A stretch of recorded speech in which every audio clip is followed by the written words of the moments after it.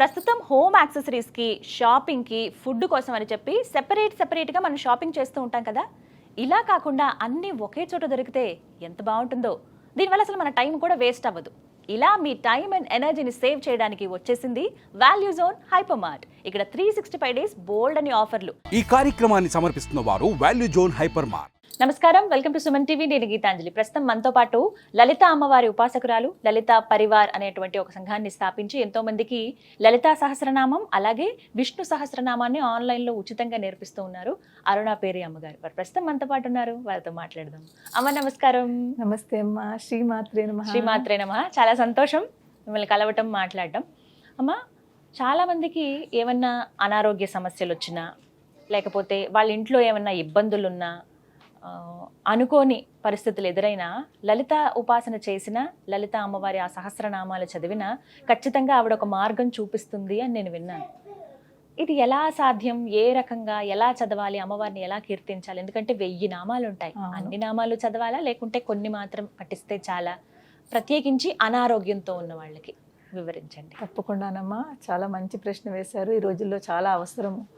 ఈ రోజుల్లో చిన్న పిల్లలప్పటి నుంచి కూడా చాలా హెల్త్ ఇష్యూస్, పుట్టిన పిల్లలకు కూడా ఎన్ని హెల్త్ ఇష్యూస్ వస్తున్నాయో. సో మనకు లలితా శాస్త్రం ప్రతి దానికి కూడా రెమెడీ అమ్మా. మన లైఫ్లో ఏ ప్రాబ్లమ్స్ అయితే మనం ఫేస్ చేస్తున్నామో, ఏదైనా అన్నింటికీ కూడా లలితా శాస్త్రంలో అనేక శ్లోకాలు ఉన్నాయి. అది నిజంగా ఒక రెమెడీ. మనం భక్తి, శ్రద్ధతో, నమ్మకంతో కనుక పాటిస్తే దేన్నైనా కూడా తీస్తుంది, మనలో ఆ చేంజెస్ కనిపిస్తాయి. అంత గొప్పది ఈ లలితా శాస్త్రము, అంత విశిష్టత ఉంది. మీరు అడిగారు హెల్త్ ఇష్యూస్.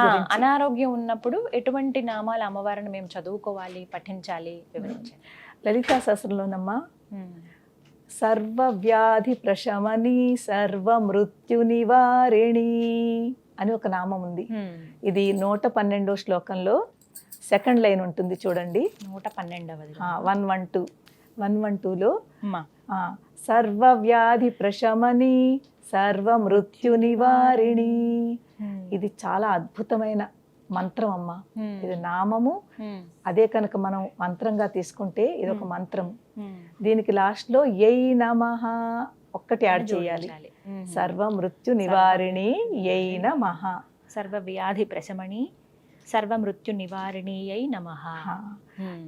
ఇది ఎంత అద్భుతమైన మంత్రం అంటేనమ్మా, ఇక్కడ దీని మీనింగ్ తెలుసుకుందాం. సర్వ వ్యాధి ప్రశమని, అన్ని సర్వము అంటే ఏదైనా, అన్ని బాధలు. వ్యాధి అంటే రోగములు. ప్రశమని అంటే ప్రశమింపజేస్తుంది, అంటే తీసేస్తుంది. సర్వ మృత్యు నివారిణి. మృత్యు అంటే ఇక్కడ భయం అని అర్థం. ప్రతి మనిషి హెల్త్ ఇష్యూస్ ఉన్న వాళ్ళు భయం ఎక్కువ పడతారు. ఏమవుతుందో, ఏంటవుతుందో అని. పాపం ఒకటి డబ్బులు ప్రాబ్లము వల్ల కూడా భయము.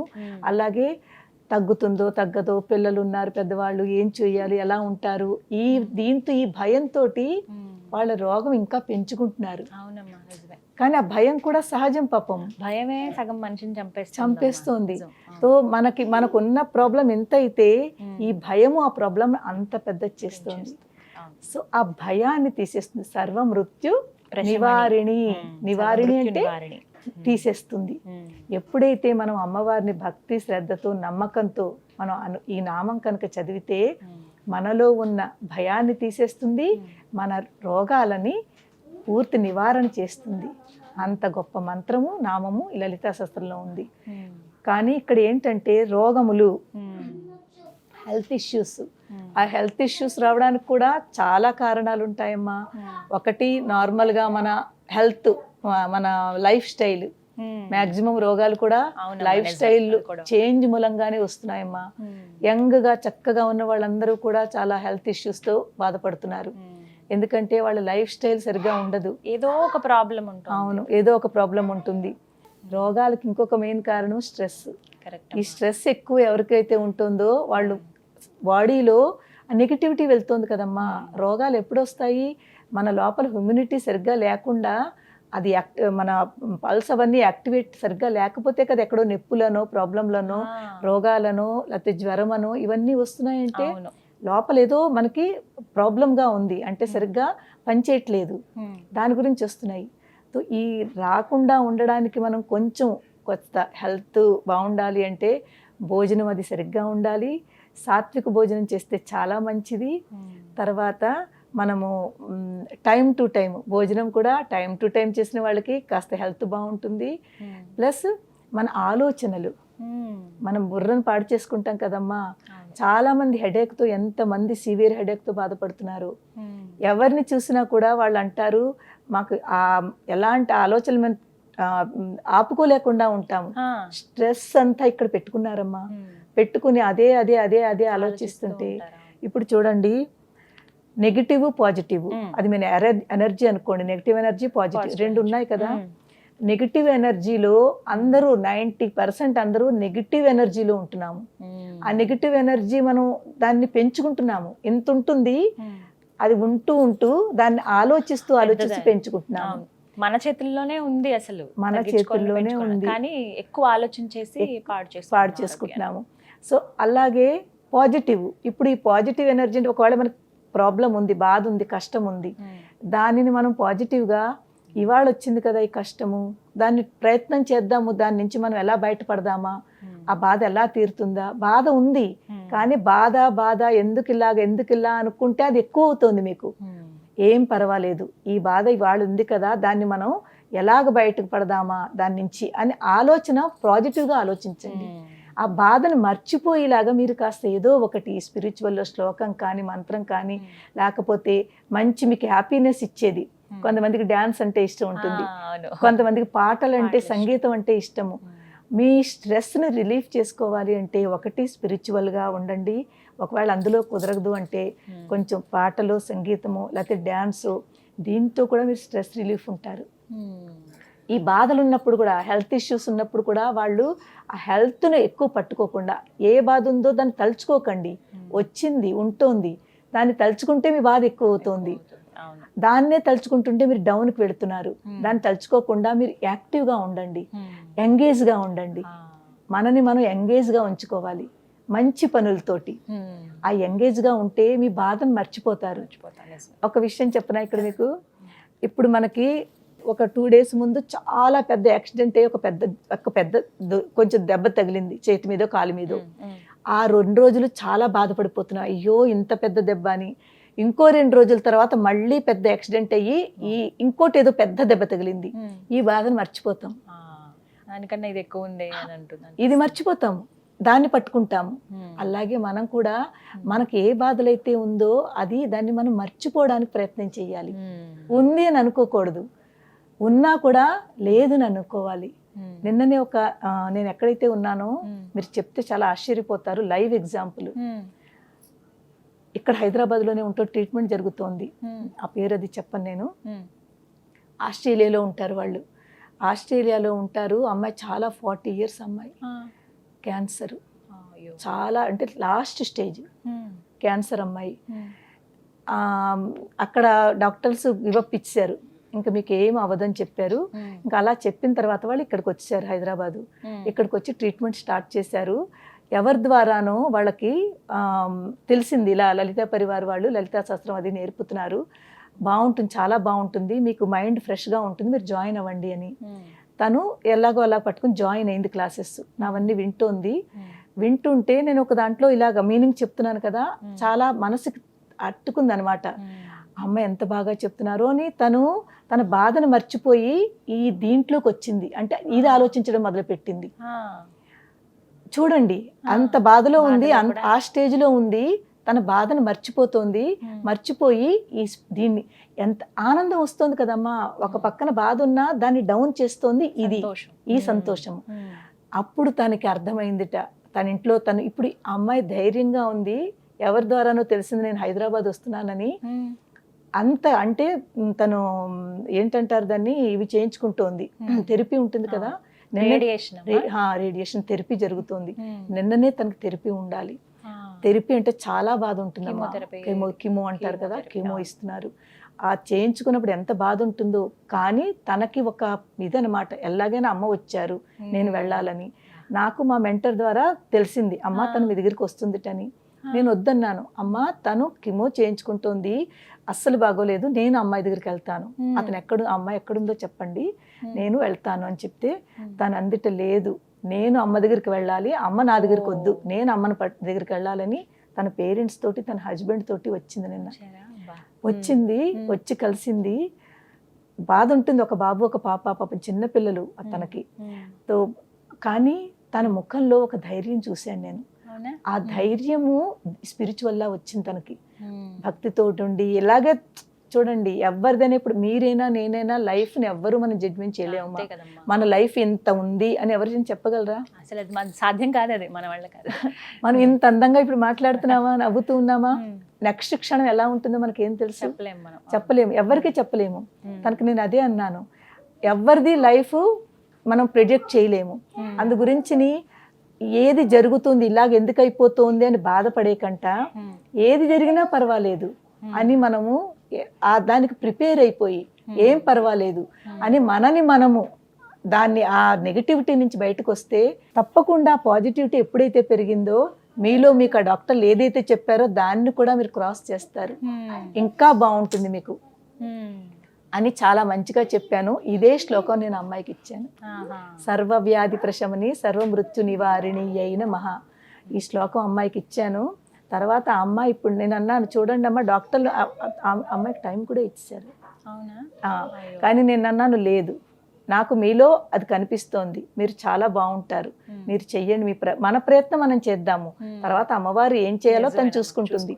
కానీ మనం బాధపడుతూ ఇంకా ఒకవేళ సపోజ్ 1 year ఇచ్చారనుకోండి, 6 months ఇచ్చారనుకోండి, ఆ 6 months బాధపడుతూ ఉండే కంట పాజిటివ్గా నవ్వుతూ, అబ్బా ఇంకా నా దగ్గర 6 నెలలు ఉంది, మనం ఎందుకు అలా తీసుకోమమ్మా?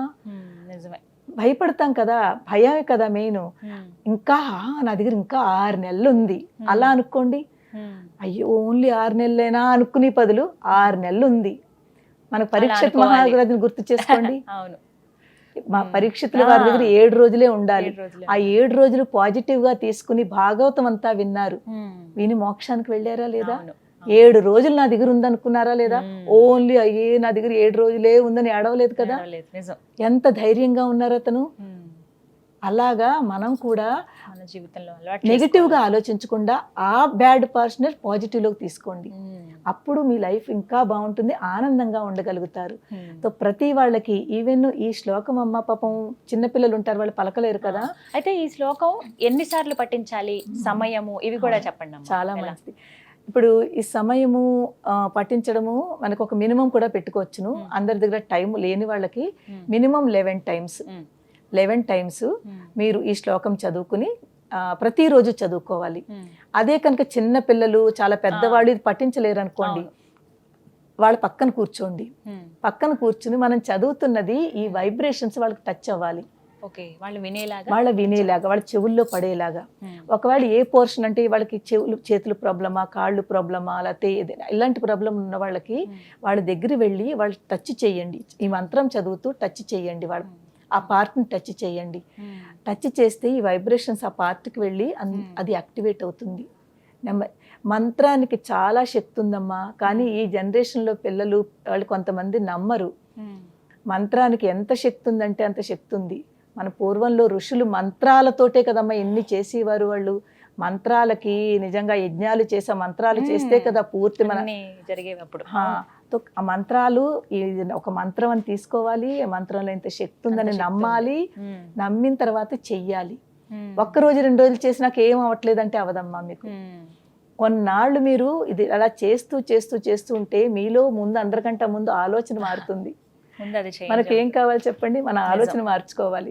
ఇప్పుడు మనం బాధలో ఉండి నెగిటివ్ ఆలోచిస్తున్నాము, ఆ నెగిటివ్ ఆలోచన నుంచి పాజిటివ్కి వస్తారు, మీలో ధైర్యం వస్తుంది. భయం పోయిందంటే ధైర్యం వస్తుంది కదమ్మా, భయాపహ అంటాము. అలాగే సర్వ మృత్యు నివారిణి, మృత్యు అంటే భయము. ఈ మృత్యువుని అమ్మవారు తీసేస్తుంది, ఆ భయాన్ని తీసేస్తుంది, తీసేసి మనకు ధైర్యం ఇస్తుంది. ఎప్పుడైతే మనలో ధైర్యం వచ్చిందో ఆటోమేటిక్గా మనం రోగం గురించి పూర్తి మర్చిపోతాం. అవునమ్మా, అది మాత్రం నిజం. ఏ రోగము మనకు అనిపించదు, ఉన్నా తట్టుకునే శక్తి వస్తుంది. చిన్నదే కదా అని అనిపిస్తుంది. తట్టుకునే శక్తి ఎప్పుడైతే వచ్చిందో మన లైఫ్ కూడా ఇంకా బాగుంటుందమ్మా. నేను ఎంతో మందికి ఇదే సేమ్ కేసు మా రాయ్పూర్లో ఒక అమ్మాయి చేత చేయించాను, తనకు కూడా సేమ్ ఇదే కీమో ఇచ్చారు, తనకు కూడా లాస్ట్ స్టేజ్ అన్నారు. క్యాన్సర్. ఆ అమ్మాయి చిన్న అమ్మాయి. ఎప్పుడైతే నన్ను పట్టుకుని లలితా శాస్త్రం పట్టుకుని ఈ నామం చదివిందో, డాక్టర్లు ఏదైతే వాళ్ళకి గివప్ ఇచ్చారో ఇంకా అవ్వదని, ఆ అమ్మాయి ఇప్పుడు ఎంత బాగుందంటే, ఏదైతే వాళ్ళు లైఫ్ ఇంకా ఉండదు అని ఎలా అయితే చెప్పారో ఇప్పుడు ఆ అమ్మాయి ఎంత హ్యాపీగా ఉందంటే, అంటే మీరు నేను ఎలా ఉన్నామో అలా ఉంది. నిజంగా అమ్మవారిదేనమ్మా. ఆ అమ్మాయి ఇలాగ మీరు నేను ఇప్పుడు ఎలా ఉన్నామో జాబ్ చేసుకుంటోంది, తనకు కూడా 2 పిల్లలు, ఎంత హ్యాపీగా ఉందో. కానీ నమ్ముతుంది అనమాట, నమ్మకం పెట్టుకోవాలి. అందరికంటే మనలో ఉన్నది నమ్మకం తక్కువ. ఏమిటి ఒక్క నామం చదివితే ఏమిటి వస్తుంది అంటారు, ఒక నామం చదివితే అయిపోతుందా అంటారు. కానీ ఆ నామాన్ని మీరు భక్తితో చదివి నమ్మకం పెట్టుకుంటే తప్పకుండా అవుతుంది. రోజుకి 11 సార్లు, రోజుకి మినిమం 11 సార్లు. దానికంటే మీ దగ్గర ఎక్కువ టైం ఉంది అనుకోండి, ఇంకా ఎక్కువ సార్లు చదవండి. కానీ 11 సార్లు ఈ నామం చదువుకుని మీరు మీ అంతటి మీరు మనసులో దాన్ని అలవాటైపోతే ఇంకా ఆ నామం అలా వెళ్ళిపోతూ ఉంటుంది. ఎప్పుడైతే అది వెళ్ళిపోతూ ఉంటుందో ఆ నామం మిమ్మల్ని ప్రొటెక్ట్ చేస్తుంది, మీకు ధైర్యాన్ని తీసుకొస్తుంది, మీ యొక్క ప్రాబ్లమ్స్ ని సాల్వ్ చేస్తున్న అమ్మవారు. అంత శక్తివంతమైన నామం అమ్మ. సంతోషం అమ్మ, నాకు కూడా అవసరమే, ప్రతి ఒక్కరికి అవసరమే, ప్రతి ఒక్కరికి అవసరమే. ఏ నమః అనేది చివరగా మనం జోడించుకోవాలి. అంటే అమ్మవారిని ఏ నమః అంటే ప్రార్థిస్తున్నాము. అమ్మ ఇంత చక్కటి ఆ శక్తివంతురాలైన అమ్మ, ఆ నామం మంత్రం రూపంలో ఉన్న నామాన్ని చదువుకుని ఏ నమః, నీకు నమస్కారం అమ్మా, నీకు ప్రార్థన చేస్తున్నాం అమ్మా అని మనము మన కృతజ్ఞతలు చెప్పుకుంటున్నాము. సో ఎటువంటి పరిస్థితుల్లో ఉన్న అనారోగ్యం ఉంది అని అంటే, అదే హాస్పిటల్ బెడ్ పైన ఉన్నా సరే స్మరించుకోవచ్చు కదమ్మా.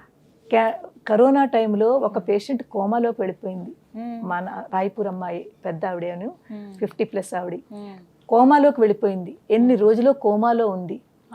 నాతో కానీ వాళ్ళ అమ్మాయి కాంటాక్ట్ లో ఉంది. అమ్మకి ఇలా ఉంది, అమ్మకి ఇలా ఉంది, అమ్మకి ఇలా తీసుకెళ్లారు, అమ్మ కోమాలో వెళ్ళిపోయింది. ముందు ఐసీయూలో పెట్టారు, తర్వాత ఇది ఇచ్చారు, ఏంటంటారు ఫైనల్ గా అవన్నీ పెడతారు కదా, ఆక్సిజన్. అవన్నీ మొత్తం ఏదేది చెయ్యాలో అంతా చేశారు. ఇంకా దాని తర్వాత ఆవిడ కోమాలోకి వెళ్ళిపోయింది. కోమాలోకి వెళ్ళిపోయినా కూడా నేను అమ్మాయికి చెప్పాను, వాళ్ళ పాపకి, అమ్మ మీరు లోపలికి వెళ్ళనియరు, ఎప్పుడైనా వెళ్ళనిస్తే మీరు అమ్మ దగ్గర పట్టుకుని ఇదే చదవండి, మీరు మన ప్రయత్నం మనం చేద్దాము, మిగిలింది అమ్మవారు చూసుకుంటుంది. కానీ మనం కూడా ఏమీ చేయకుండా అమ్మవారు నువ్వే చూసుకుంటే కాదు. అమ్మవారితో ఆవిడ ఇప్పుడు కోమా నుంచి బయట వచ్చి ఈ రోజు ఎంత ఆనందంగా ఉందంటే, ఇప్పుడు లైవ్ ఆవిడ ఎంతమంది జీవితాలు మార్చింది లలితా సహస్రనామం. నిజంగానమ్మా, ఇంకా ఎన్నో ఉన్నాయి. నేను చాలా చిన్న ఎగ్జాంపుల్స్ చెప్తున్నాను. అలాంటి స్థితి నుంచి బయటకు తీసుకొచ్చింది. మొన్న వచ్చిన అమ్మాయికి నేను ఆవిడ ఎగ్జాంపుల్ ఇచ్చాను. అమ్మ చూడండి, అలాంటి స్థితి నుంచి. మార్కండేయుడు గురించి విన్నారు కదా మరి, భక్త మార్కండేయుడు. అతను ఎవరు, యమధర్మరాజే భటులు వచ్చారు కదా తీసుకెళ్ళడానికి. అతను ఎవరిని నమ్ముకున్నాడు? శివయ్యని పట్టుకున్నాడు, శివుని నమ్ముకున్నాడు. ఆ నమ్మకము వాళ్ళు వెనక్కి వెళ్ళిపోయారు, కానీ వాడు చక్కగా ఉన్నాడు.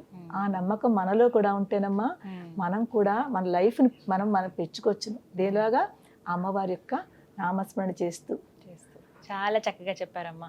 112వ శ్లోకంలో సెకండ్ లైన్ ఏమా, సర్వవ్యాధి ప్రశమని సర్వమృత్యు నివారిణి అయిన మహా.